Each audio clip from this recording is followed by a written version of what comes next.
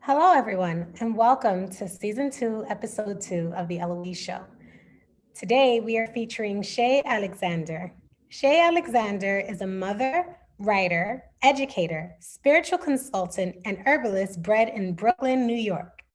Born of African American and Puerto Rican heritage, a deep ancestral connection to the elements have birthed the mixture of spiritual practices that guide her life's work. Shay began using tarot as a main divination tool to assist others on their journey towards peace and spiritual ascension at an early age, as early as a teenager, actually. Through readings, consultations, and workshops, her truest gift is supporting the collective to identify and deeply connect to their own intuition and personal power. Shay, I would love to welcome you to the Eloise Show. How are you? Yay, thank you. How are you doing today? I'm amazing. Can you see and hear me okay? I can hear you perfectly. Can you hear me? Yes, amazing. So we were talking before we started about Mercury and how today. How has Mercury affected you today? Baby, I'm not giving Mercury none of my power. We're not talking about her today, okay? Especially not on the Zoom, right? No. Well, I mean, today is Mercury's day. Today is Wednesday, but Mercury 2021 came for all the edges, and I'm trying to get some Gorilla Glue and keep mine intact, okay? Okay, so I didn't know you're a mom. Do you have one child, more than one child? This one, I have one beautiful little bruja. She just turned 6. Her name is Savior Sage, and she is a Capricorn for your nerves, honey. She will gather you together, okay? Savior Sage, I have this thing. When I was in high school, we all read Romeo and Juliet in high school, I feel like. And one of the lines is like, what's in a name? And I remember like that line plaguing me so much, like specifically what's in a name. And then I remember like by the time I hit college, right? Because I studied theater at first, you had to do classical monologues. And I remember like practicing searching for a monologue and coming across this line again. And I was like, your destiny, that's the answer. What's in a name is your destiny. So I love the name that you gave your child because it's Savior and Sage. So she's saving and she's healing. You know what I'm saying? That's beautiful. Absolutely. Okay, let's get into it. You are in the business of spirituality. Do you personally feel like there's something wrong with saying that you're in the business of spirituality? Yes and no. I think that you have to define it for yourself, right? Because there's spirituality and there's business. And there's the business of spirituality, right? Which is the regular spiritual maintenance and hygiene that we all need as spiritual beings on this plane. And then, yes, I do have a spirituality business. So I would say that, yes, you're right for saying that. So, it's interesting because like you are blessed with your spiritual gifts and you found a way to make a business out of it. And I just feel like, what would you say to people who feel that there is something wrong with making money or using your spiritual gifts as a form, like as a mode to make money? Like, what would your response be for people from that frame of mind? How much time do we have? I would say to those people, first and foremost, that this probably isn't the work for you, and that's okay, right?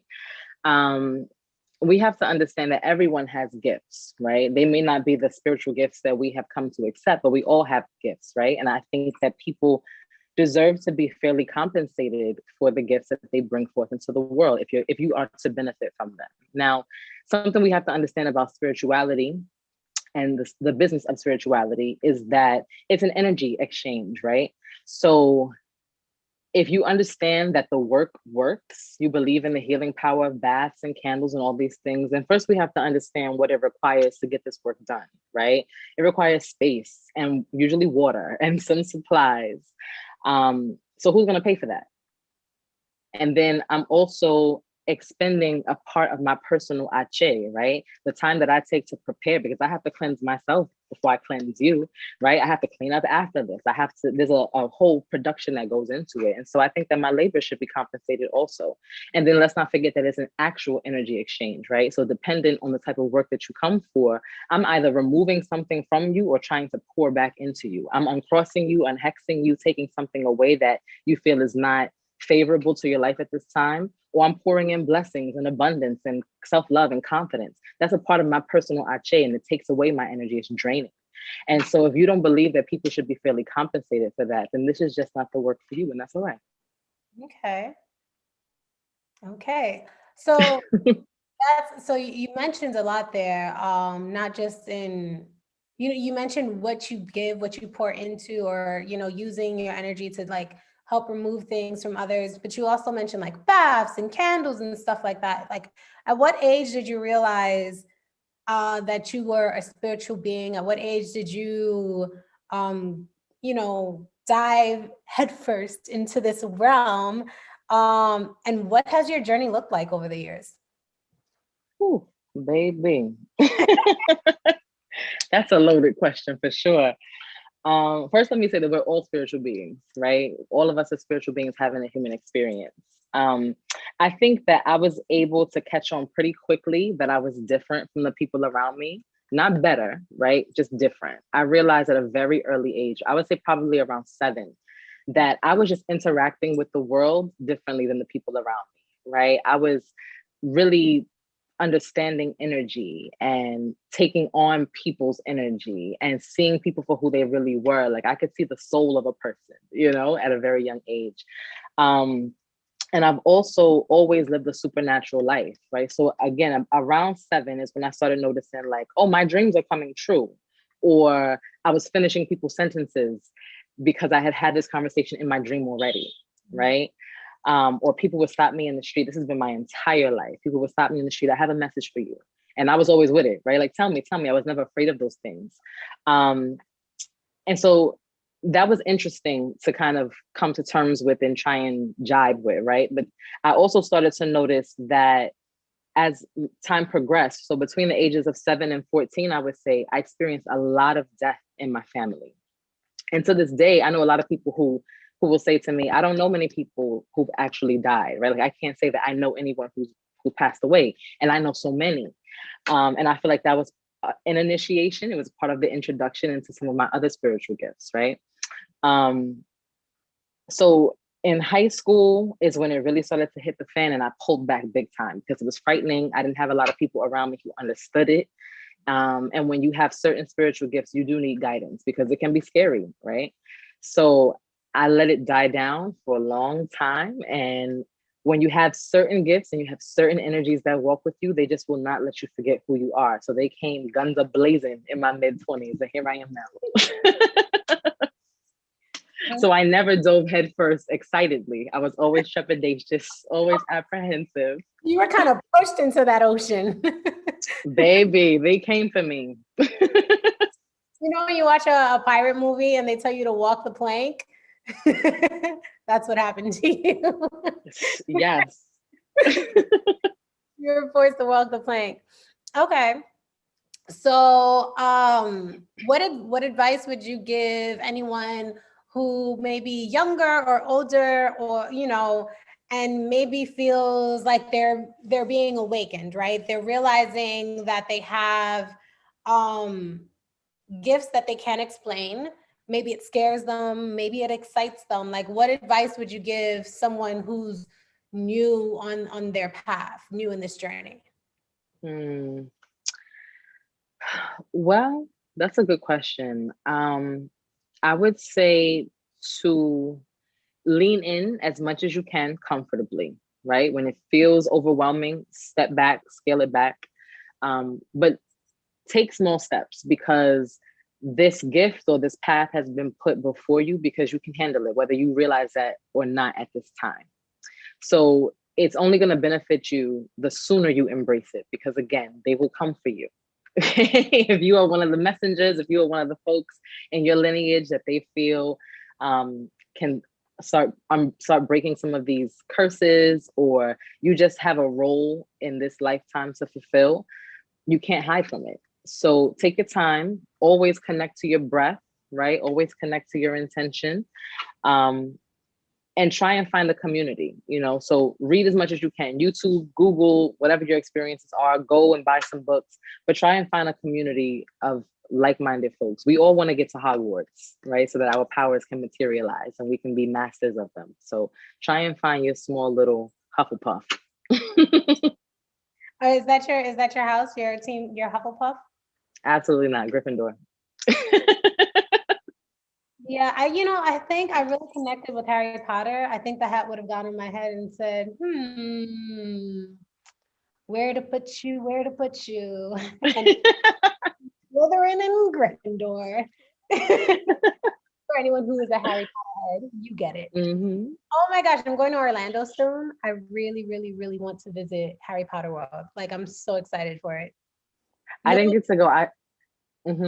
No, I was gonna say, knowing that I'm going with wants to go, so I might just go by myself. Oh my God, if I was going with you, honey, it'd be me and you, because I went to Disney World the end of 2019, and I really wanted to go to Harry Potter, but the kids were too small. They didn't care. So you don't know culture. Right. Okay, so one of your gifts has been the ability to read tarot cards, to create healing baths. Well, these are a couple of your gifts, and to do manifestation candles, which I believe you do I can't. sell. You hear me now?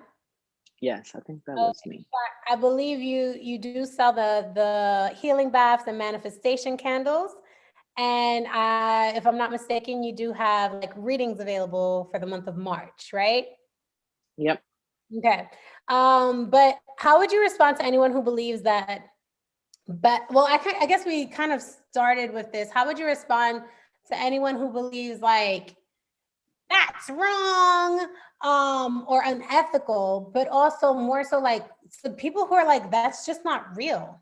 Like, this is part of your like life's journey. This is part of like, your passion and your purpose. Like, how do you respond to people who combat that with that shit's not real? It's not for them. I really am not in the business of converting people or convincing people of what I know works for me. Spirituality is not the antithesis of religion. Spirituality is the entirety of religion, I would say, right? Religion is just a small little fishbowl, and spirituality is the ocean. And so people need to swim in whatever parts of the ocean feel comfortable for them. I would never ask someone who is a novice swimmer to dive headfirst 6 feet deep into a pool, right? Or to just leave them alone in the ocean. And so I think that people should swim in their lanes, they should stay in their lanes, do what makes sense for them. And if they find that they can benefit from spirituality or some of the gifts that myself and my colleagues offer, then they should come and get with the program, right? But I understand that it's not for everyone. And I like that, because we don't need spirituality now, this day and age. It's a lot of Instagram witches, there's a lot of Etsy practitioners. And so I think that people have every right to feel confused, skeptical, to not have faith, to not trust.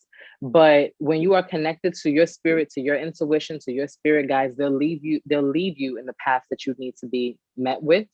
And if you come across a spiritual practitioner whose energy you jibe with really well, then I would say take a leap, right? But I'm not here to convince anyone of anything. I know what works for me. I have seen amazing things with my eyes. And like you said, the gifts that you mentioned are just a few. There's a lot of things that I can do. So I know that the power of the spirituality that I practice is very real. The traditions that I practice is very real, but it's not for everyone. What do you think is the most powerful spiritual practice, if you could isolate and identify one as probably the most powerful? You mean like spiritual path? Well, there's paths. I wasn't thinking to compare paths, like literally just a practice. What is something that you always have to do that you think is probably the most important thing to do? Mm. I would say it's a toss up between cleansing and prayer. Mm. So I don't think that enough people realize how much energy we really absorb in daily interactions, even with the folks in your household, right? But before quarantine, and you live in a city like New York, like I do, you're on the train, you're passing people by in the street, you're going into the bodega, you're going here, you're going there, you're hopping in the cab, and that energy doesn't go anywhere. It doesn't just evaporate, right? It transfers. We know that scientifically, we know that energy never dies. It just transfers to the next thing. It's always looking for a conductor or a conduit. And that is who we are, and our physical bodies are, and our auras are, right? And so if you don't have a really solid spiritual hygiene and maintenance routine, then you are committing spiritual suicide, right? It is the reason why you are fatigued. It is the reason why you are highly irritable without having spoken to anyone when you wake up. It's because you're holding on to things that don't belong to you. So spiritual baths are important, right? Floor washes are important. Head washes are important. Cleansing your doors and your windows and your walls.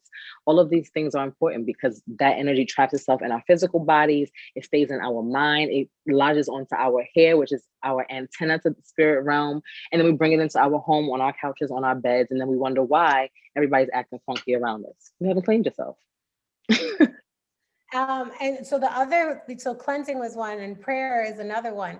So, Mm-hmm. you know what I think is interesting, most interesting about prayer? Well, I guess when we look, because now I'm trying to tie it back to religion, because you said spirituality is not the antithesis of religion, but in actuality, it's like The entirety.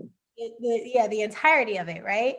And so now Mm-hmm. I'm thinking about religions, right? And religions that I've been introduced to by way of friends versus the religions that I grew up with, or the religion that I grew up with.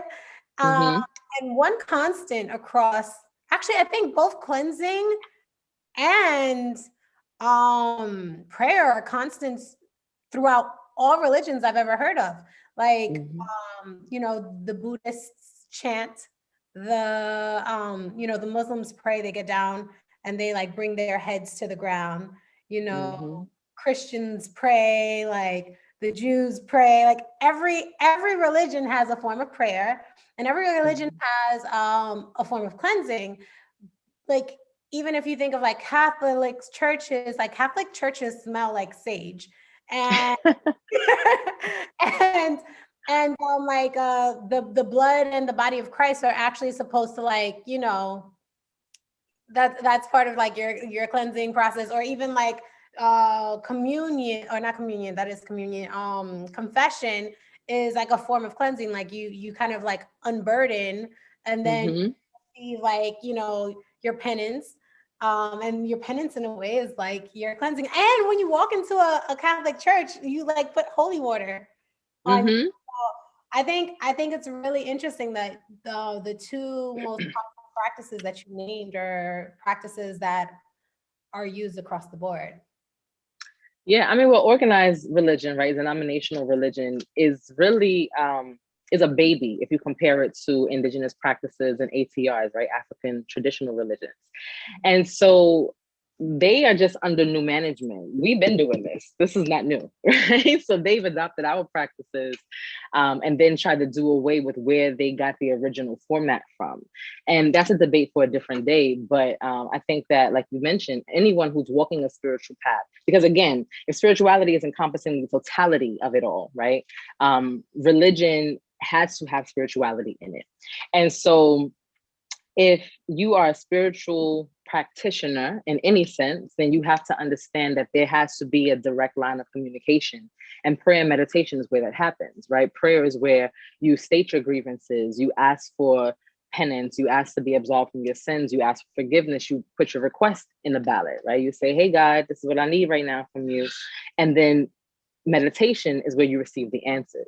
So I think that anyone who is a practitioner understands that there has to be some kind of communication. And since technology today is funky, but it's not advanced enough on a regular day to actually have a direct line to the creator, then we pray. Okay. Um, so another thing that you literally just said, and I feel like you said it a couple of times, is that spiritual practices are rooted in, indigenous practices. It comes from indigenous culture, essentially. So you are African American and Puerto Rican. So on both ends of the scale, like all roads lead back to Africa for you.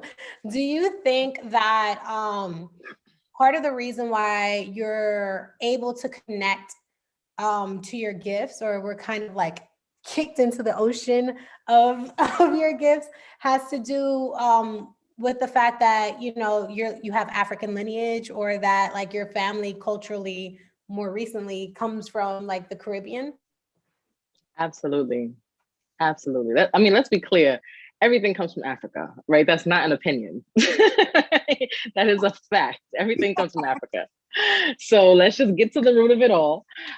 Even, the Eve gene, civilization, we understand that. But my practices definitely um, are stemmed or are rooted in my African lineage. As far as I know also,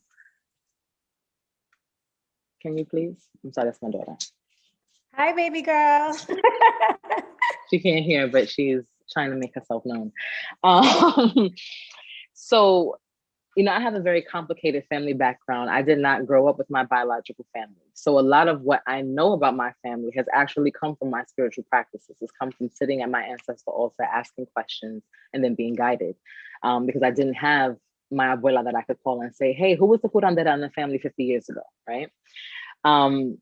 But as far as I know, the African American side of my family also has roots in the Caribbean, Right? So apparently, my mother's family back in the day were from the Bahamas. So I'm a Caribeña through and through. And I felt that very deeply from a young child, even when I was questioning my identity because people couldn't figure out what the truth was, again, because I didn't have my biological family on speed dial. It was something that I just knew. I knew I had an affinity to the sand and the sun. I knew I had an affinity to certain types of food. And then, when the ancestry.com came out and confirmed it, I was like, yes, I felt this in my spirit. So I think that I practice, first, let's be clear about it. I am initiated into Santeria. I practice hoodoo, and I'm an espiritista, right? So that can get a little complicated, but I have many paths of spirituality, and they all are rooted in African spirituality. And the Caribbean influence has definitely sprinkled some sazon on the things that the Africans brought to the island. So I think it's been a beautiful mezcla to see how they've all intermingled and survived this long. Mm-hmm. So I didn't know that you didn't grow up with your parents. Did you grow? So what cultures were you around while growing up? So this is spirit. This is how beautiful spirit is, and my spirit guides that walk with me. So my father was of Puerto Rican descent, La Isla del Encanto. And my mother, as far as I knew growing up, was African American. So I was adopted by an African American family who had married into a Puerto Rican family. And I was raised in Bushwick, Brooklyn, which is Little Puerto Rico. Yeah. Fun fact, before COVID, I want to say like two years ago. I'm Puerto Rican and Black as well. I'm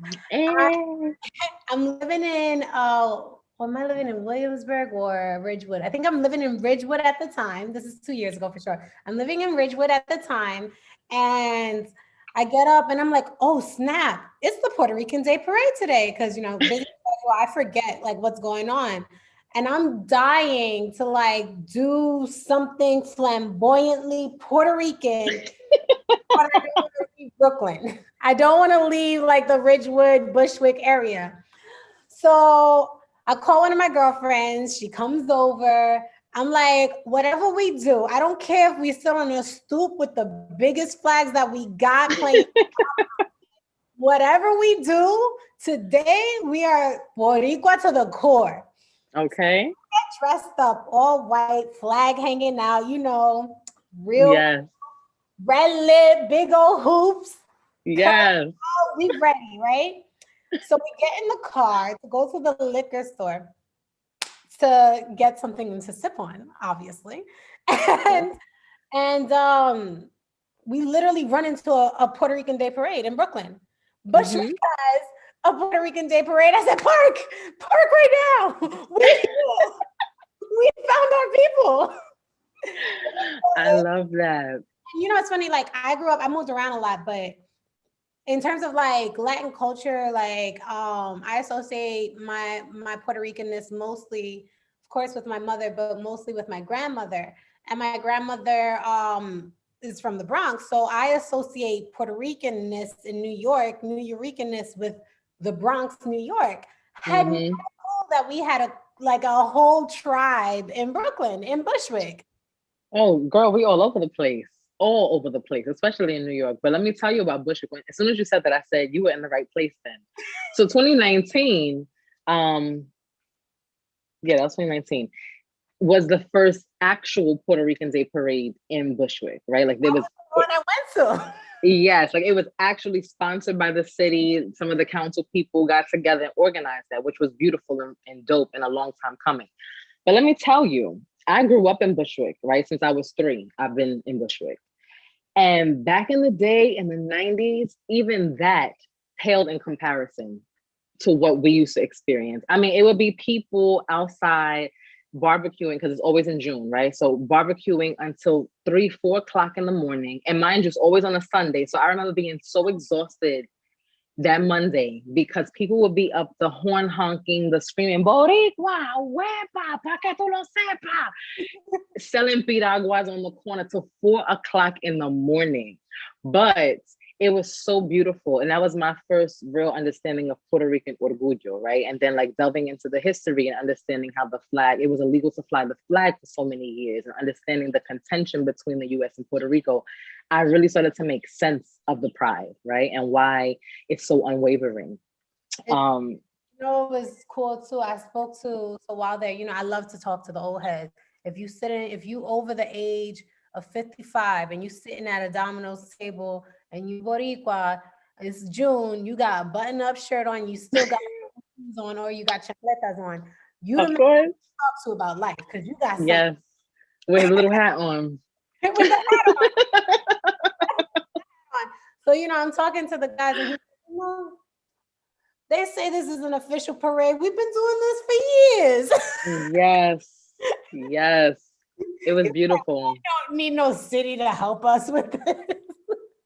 I mean, they used to shut the streets down, girl. Like you could walk in the middle of the street because the bus just knew to reroute. It was amazing. Yeah, and then the thing I love too is because like so when you go uptown, you go into Harlem, because like the Puerto Rican Day Parade that happens in the city, it basically traces Central Park, which is what 59th Street to like 125th, like it goes that entire length, like all Mm-hmm. the day before, the Saturday before the Puerto Rican Day Parade, there's always a festival in Harlem. Yeah. That takes up like the entire, like I forget, like maybe like 10 blocks. And it's like, you have, I love it because it gives us more than just the culture that everybody knows. Everybody knows salsa. Yeah, we get salsa. Everybody knows about our flag. Everybody maybe knows like maracas and stuff like that. But like in Mm-hmm. Harlem, you would have the guys come out with the cuatro, the small guitar with all the strings. Mm-hmm. You'd you'd have like people coming out with the congas, you know what I'm saying? Then you'll have like people dressed in all white, dancing. And this is Yes, the bomba y plena. yeah, bomba y plena, bringing it back. And this is, of course, bringing it back to what you're saying, like African lineage. And I think it's really, really beautiful. Cultural cuisine up and down everywhere. Alcapurria, Mm. empanadas. Like it's, Yes. it's, don't threaten me with a good time, all right? Because Okay. I'm going from spot to spot. We're gonna try her alcapurrias. We're gonna try hers. We're gonna try hers, and then we're gonna decide Absolutely. the best one. I'm actually going to Puerto Rico on Sunday, so I'm ready. Yes. When Piñones was not open. I hope they're open now. But honestly, I don't care. I just need the sand and the sun You know and what the I'm water. fascinated with, and I want to do. I want to read a lot more about. I want to read a lot more about specifically Loíza, and I want to read more specifically about the port in Nigeria that the slaves were like filtered through, because Mm-hmm. the slaves were brought into Loíza, and so that end of the island they say tends to have a darker hue than like the center of it, or the west coast of the island.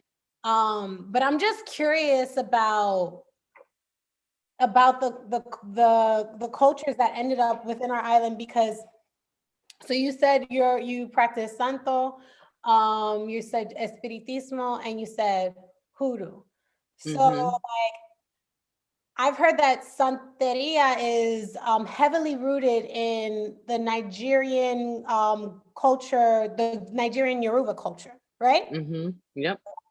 And like that's something that you see on the island of Puerto Rico a lot. So my curiosity lies in, even because I always assumed that, because even though the slaves were brought through like Nigeria, that it didn't mean that all the slaves were Nigerian, because they were taking them from other countries.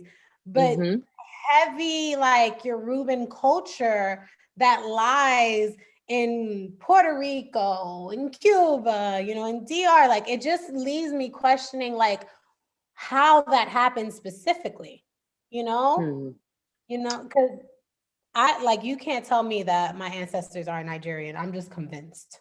I mean, well, we know the history is complicated, right? And the transatlantic slave trade was a mess. And a lot of things happened. A lot of cross-cultural things existed. And so when you look at certain traditions, like even Palo, right? Palo Mayombe, Briumba, Kisimba, um, even 21 divisions, those paths have a lot of Congolese spirits, right? That were taken directly from the Congo and brought and dispersed throughout the Caribbean. And so that's why you see such a mixture of cultures and such it's not a division, but you can see the Yoruba influence and understand it as that. And then when you're familiar with the Congolese influence, and you can see how that shines in the culture as well. And a lot of people who identify as Latino don't realize the African influence. And that's something that makes me sad. Even if they don't practice any of these spiritual paths, they don't realize that cassava and yuca is African, plantain is African, right? It's literally rooted. It is the root food of your island. And it's not native there. And so there's a lot of layers that need to be peeled back and dissected about where we truly come from. And then we have to brush up on our history. Folks who are fascinated by history, like myself, and I'm sure you are also, or who are just naturally curious, right, about why there's so many different shades of Puerto Ricans or Dominicans, right? Why there's so many different types of hair. Um, Folks like us have a lot of history to dig in through to understand why that happened.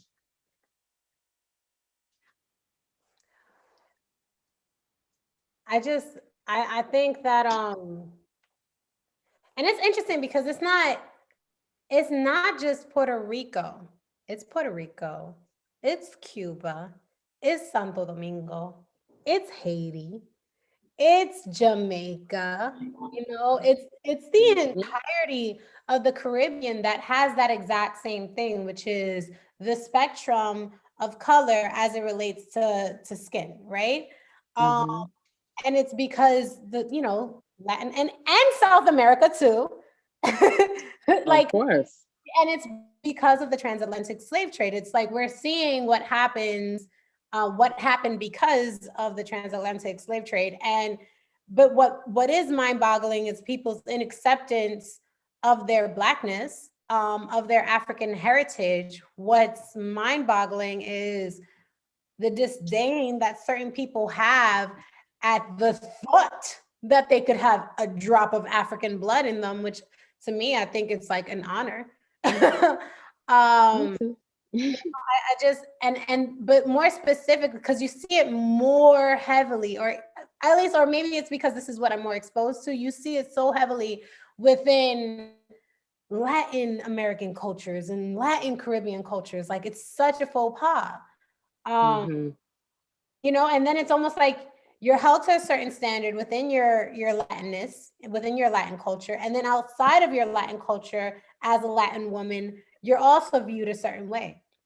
So my Mm-hmm. question is, what has your experience been as a Latina, number one, and Mm. and as a Black woman, number two, or you can reverse, Mm-hmm. Black woman. Um, Wow, so that's loaded. Thanks a lot. welcome. Well, first, let me say, again, I cannot stress the history piece enough, right? So when I first learned, I've always been a natural historian or a documentarian. I've always been drawn to these things. I'm always trying to investigate the why. My entire life has been rooted in investigation, right? What is happening and why is it happening? So when I was probably in high school, when I just started college, learning about Rafael Trujillo in DR, right? And his relationship with Spain, how he would trade people for plátanos. He would send plátanos to Spain. So they would send him lighter skinned people so that he can lighten the race, right? And the reality that I'm getting chills, the reality that millennials don't know that history, right? And really believe in their minds that, oh, we just feel this way about Black people because that's just how it is. And this is the truth of who they are. And it's like, no, there was a dictator on your island who literally was massacring people if they acknowledge their Blackness, right? Let's address that first so that you can understand this is not native to your culture. It is brainwashing. And you have a responsibility to reverse it with information and with research and with a due diligence to understand the humanity of the people you share an island with. But again, that's a different story for a different day. My experience as a Latina in America, specifically. Yeah, specifically, and I have to learn how to stop saying in America and being more specific and saying the United States. Mm, Yes, your experience here specifically. Um, Maybe my opinion is unpopular, but I feel that even though racism and colorism and stereotyping all exists across the Americas in general and the Caribbean, I just feel like the United States takes first place. oh Um, yeah. and I don't say that with pride because I do identify as an American girl. I was born here, I'm generations here. Like I too am America as much as conflicted as I may feel about that because I am also Puerto Rican, I am also African American, and there's so much weight that comes with all of that. Like I can't deny that I am a citizen of this country. Like I'm here, I'm from here. Um, Mm-hmm. so I just feel like we take first place in certain things. So I want to hear about your experience here. Yeah, I would say for sure the US takes the chip every year. They are the champions. And I don't say that with pride either. I would say that my experience as a Latina woman in the United States of America is non-existent because many people in America who see me would not classify me as a Latina. It takes a lot of digging, a lot of questions and investigations before people can see and understand and accept that I have Latin heritage, right? And I know the word Latin, Latinx, all of that is complicated. But for the sake of this conversation, that's the word that we're using. Yeah. So growing up, that's part of the reason why my name on Instagram is Negra Tiene Sazon, why my company is named A Black Girl Sprinkled with Sazon, because I want to acknowledge my negritude first and foremost, right? Like I'm a Black woman. That is how I see myself. That is how the world has racialized me. And with further investigation, I understand that Caribbean folks have African lineage, right? So I want to honor that in every representation of myself, how I show up in the world. But growing up, it was a fight. It was a toss, right? for some circles, I was too Black. So when I was hanging with the Puerto Ricans up the block, and they had that old school granny who came straight from Puerto Rico, like at the onset of Operation Bootstrap, right? And she was working as a seamstress in the factories. Mhm. Shorty was not with it. She was not with having me in the house. Who is this negra in my house, right? And then sometimes I would go to my Black friend's house up the block, and I was the Spanish chick. And they didn't think that I spoke English. And I'm like, are you kidding me? And so I remember being young and being racialized very early, um, and fighting between two worlds, not being Black enough, not being Latin enough. I didn't speak enough Spanish when I was younger. I'm still not fluent, but I get by because I have a sprinkle of sazon and I'm okay with that, right? So I didn't speak enough Spanish, not growing up with my bio family. I couldn't tell people the answers to those inevitable questions like, oh, so you're Puerto Rican, so where's your family from? What's your family name? I didn't have those answers. So it took me a long time to step into my Latinidad and say, like, yes, I'm actually half Puerto Rican.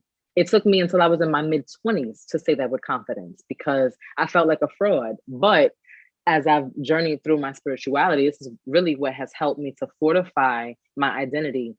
You understand that when you're connecting with any ancestral path, your ancestors have to lead the way, and your blood is your blood, no matter who you know or not, right? People come to me often, clients, people who want readings, and they say, you speak a lot about ancestral veneration, but I don't know my ancestors. So how can I do that?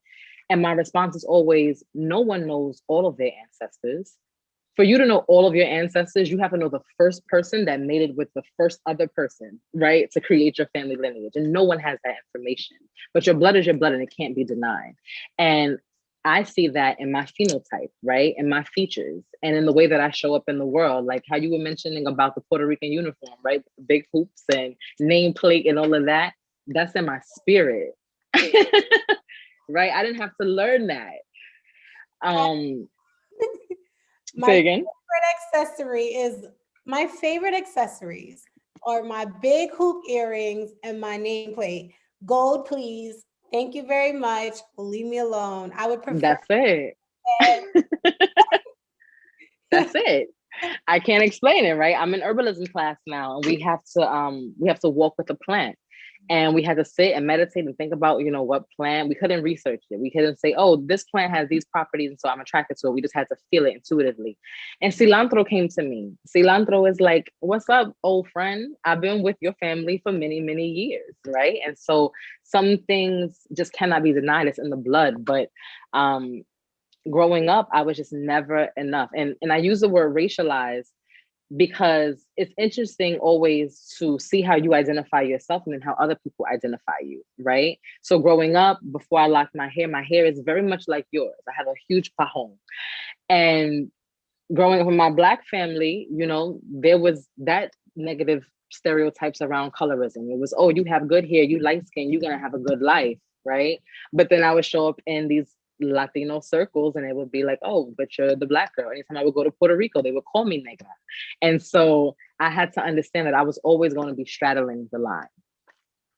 Yeah, that's it's great to hear your stories because it's not that your experience like your not that your trials are good, but it's just it's familiar.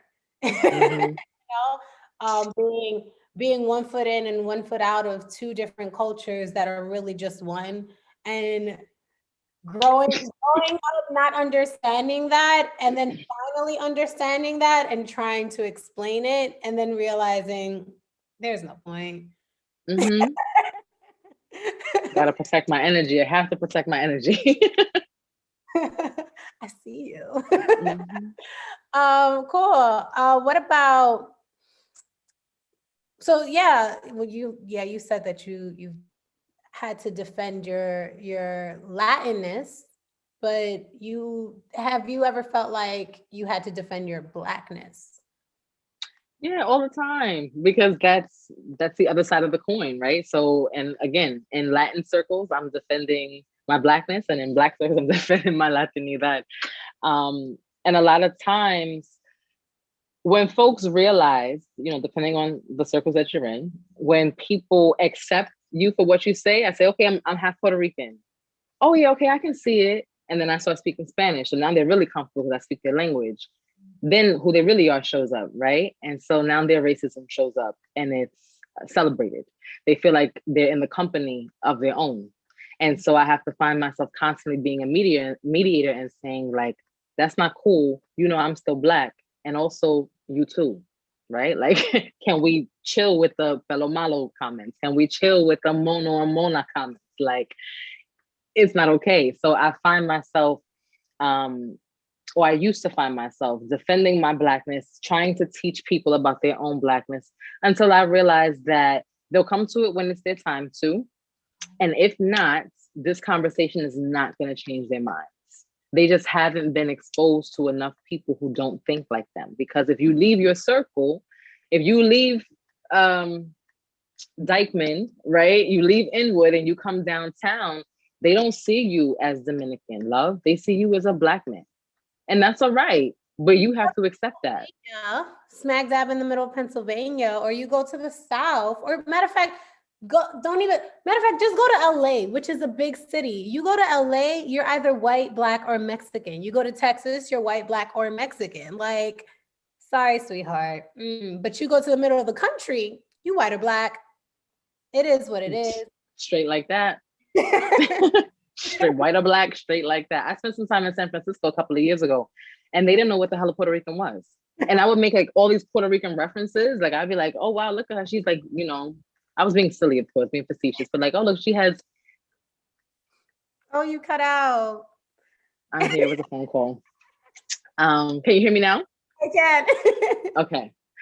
So, you know, somebody would have like chanclas on in the middle of a rainy day, and I'd be like, oh, that's so Puerto Rican. I feel like I'm at home. People would be like, what's a Puerto Rican? And I'm like, okay, I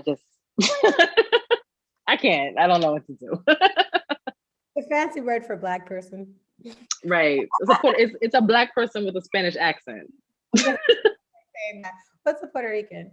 A Black person with a Spanish accent. and I want to be careful because I used to get into this debate all the time with people. There's nothing wrong with embracing the reality that you are a mixed culture. Yes. We're not going to say race because that's another conversation for a different day, right? I'm not going to go there. So we're going to say there's nothing wrong with embracing that you are a mixed culture of people. And what baffles me the most about Puerto Ricans is they are the first ones to say that we come from three bloods, right? We are Africano, we are Indio, and we are European, we are Spanish. But when it comes to accepting and celebrating the Africano, there's a lot of lack there. When it comes to accepting and embracing the Indio, it's a lot of fetishizing, right? It's like, you like the feathers, but you don't want to take the indigenous medicine. You like the this, but you don't like the that, right? But there's a lot of celebration for the Spanish or European influence. And so, say again? So I think that people have every right and they should feel validated and confirmed in honoring all parts of their identities, right? But if you're gonna do that with one, you have to do it with all. It's just that simple for me, right? And there's a very special blend that took place. Again, there's the mixing of the food, the mixing of the music, right? You wouldn't have salsa if it wasn't for African drums, right? You wouldn't have mofongo if it wasn't, again, for the roots that Africa brought over, right? So just honor it all and love it all with the same fervor and same vehement passion, right? Because it all makes you up. You can't pick and choose. It goes back to what we were saying. It's just years and years of brainwashing, not being educated on our history properly. And the fact that to this day, like mainstream media is doing better about it slightly, but it still demonizes certain cultural activities. So let's say you do accept your Africanness, but you're extremely Catholic and you're like, oh, spiritism is the devil. Like, well, is it? So like, it's always interesting. Like we just don't live in an open world. And I think part of that is because you have to really face yourself. You have to really face, take in the good and the bad of like your life and your history. Because even like I used to hate like and just completely not accept the Spanish influence in Puerto Rican culture because I was so upset by what the Spanish did. But I Mm. can't deny the fact that that's part of me, like Mm-hmm. so you it's almost like this is gonna sound terrible, but this is literally I am the captor and the captive. Mm. I am, you know what I'm saying? So like historically speaking, in terms of what comes in, what is in my blood, it's both there. So Right. understanding what that means is it's for me to find out. And the only way to find it for me is in a book. Prayer.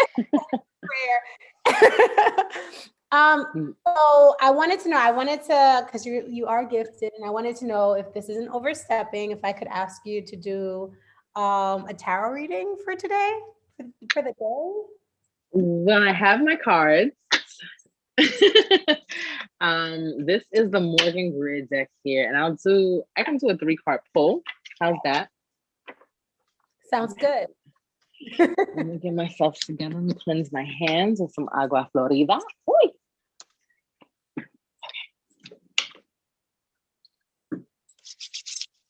And you've had tarot readings before, yes? Yes, I have. I feel like everybody in New York has at least once, whether it's been in a botanica or with one of the ladies with the light that says tarot, or the person who's like, hey, I have something I have to tell you. Sit down here and let me read your cards. Right, or your poem for $5, and then when you sit down, it's like $55. If you have explored the Lower East Side of New York at any point in your life, you've done it. For sure. All right, so please deliver the messages that the collective needs to hear at this time. What is the energy that we should be focused on, or what are the hidden messages that maybe we can't see at this time? Yes, Savior Sage. Oh, I love it. Oh, I love it already. Oh, we have a princess in the background. And she wants a snack. You want to say hello? Very quickly, please. Hello. Hi. She said, hi, beautiful. I have my. Isn't she so cute? Oh, I think she accidentally disconnected, but I'm pretty sure she'll be jumping on momentarily. But yeah, this is a very exciting episode for me. Very exciting.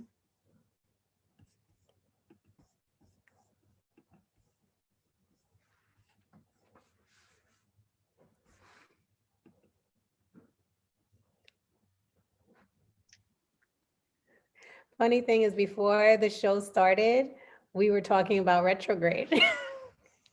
Right. Are we good? No, we're good. Okay. I don't know what happened. I was like, oh God, it's me. It's me. Me, Okay. I'm a Virgo.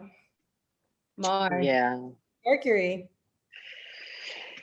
Shake it off. Shake it. I'm gonna give you a baño to do after this because child. Mercury is trying us. All right. So first card that came out was the sun.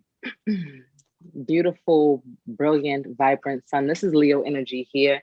The next card to follow was the star in reverse, and this represents Aquarian energy, if that makes sense for some folks.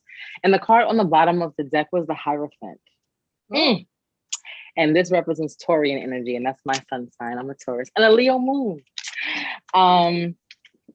So what this message here is saying is that this actually is right on time for our conversation.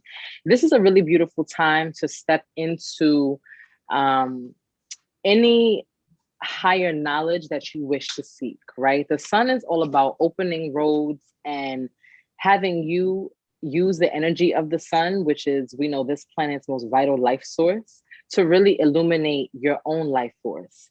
And the Hierophant shows up to say that this is a time that you should be investing your energy in spiritual ascension or the things that really, really kind of ignite you and set your soul on fire. The Hierophant is all about the discipline of study, understanding that the more you pour into yourself, then the more that you'll have to pour into the world. And again, that is a part of the energy exchange of our personal ache, right? The more that I learn and become a master of who I am and who I'm destined to be, then I sprout it as seeds into the world to watch other people blossom and grow into who they're meant to be. And so this star energy here in reverse is indicative of maybe feeling like you are not the person who should be diving into these studies, right? Who am I to study tarot? I don't know if it's in my lineage, or feeling uncreative or creatively blocked. And so this is the energy that we're trying to release at this time, right? We're having a new moon in Aquarius. And again, the star represents the Aquarius sign of the zodiac. And so we're moving into a new moon in Aquarius, which is about redefining community. It's about rebelling against the status quo and what people tell us we should be doing or how we should be feeling, and really opening ourselves up to find the community that is in alignment with our highest self and who we hope to be. So this is a beautiful message for today. I love it. I love it. Okay, so last question. And that's just like, what do you love most about your melanated Latin existence in 2021? Not exclusive to the United States, but in general. In general. Okay. What I love the most is conversations like this, opportunities like this, to see so many melanated, powerful folks, not just men, women, folks who are beyond the binary, but just to see so many folks living in their melanated skin unapologetically, right? Super proud of who they are and where they come from, even though our identities and our past are complicated. You know, I feel like our generation is really doing the work to try and reduce some of the harm that has come with our histories. We're diving in, we're dissecting, we're checking people when they say inappropriate comments. And we're trying to transform the legacy of the places that we come from. And I'm inspired by so many amazing makers and creators and scholars who look like me. And that's not something that generations before us could say, right? They didn't have the access that we have to the literature, to certainly the technology, right? You have your own show here. I have my platform on IG and I have my website. Our ancestors couldn't do that. They were selling, I have an online botanica. My ancestors had botanicas in the basement of their houses, and they had their altars in the closet because they had to hide from people. And that is even the birth of Santeria, right? It comes from Ifa, but they had to synchronize it with the Catholic saints so that they wouldn't get killed for practicing their religion. So the fact that we can be out loud and proud, I think, is a huge step toward progress. And it's something that I'm super proud of. That's why I had to wear my Black Magic sweater today. For it. I'm totally here for it. And let me shout out the maker of this, actually, because she is a Panamanian who is a Bronx native. So this is from Stuzo Clothing. The owner, one of the founders, Stony Michelle, again, is from the Bronx. She's from Panama, longtime friend and acquaintance. And I watched this brand like grow from a baby, right? And to see the love and attention that went into the makings of this so that people who are queer identified or non-binary and POC, by POC, could rock their melanin in beautifully made clothing, I just had to wear it today because I was like, this is right on brand and right on topic of what we're here to discuss. So shout out to Stuzo Clothing and Stony Michelle. They're based in LA now, but they started in the Bronx. Send me on Instagram, send me their information, and I'll include it in like the description of the show so that if anyone wants to shop their brand, they can just. Yes, absolutely. I will do that. Well, Shay, I want to thank you so much for your time today. I've been trying something new. So what I would like to say today is you have a very beautiful spirit. And I appreciate you sharing your gifts with the world. I think your stance on opposition is very graceful. And I feel like I learned a lot today about, the right way to kind of carry yourself in certain rooms, the importance of history, the importance of accepting the fact that you should receive, you should get money for what you're passionate about, especially if you're doing the work. Like, there's no shame in asking for what you deserve. I feel very happy to have met your daughter, who is a very, very beautiful young lady. And I'm Thank you. sure she's intelligent and has a bright future ahead of her. And I want to thank anyone who has been watching us live or who's going to be watching this in the future. I hope everyone has a very blessed week. If you weren't able to catch this in the entirety of this show, or if you just want to see it on a bigger screen, we will be on BronxNet next Saturday. And yeah, thank you so much for tuning in. Amazing. Thank you so much for having me. It was a blast.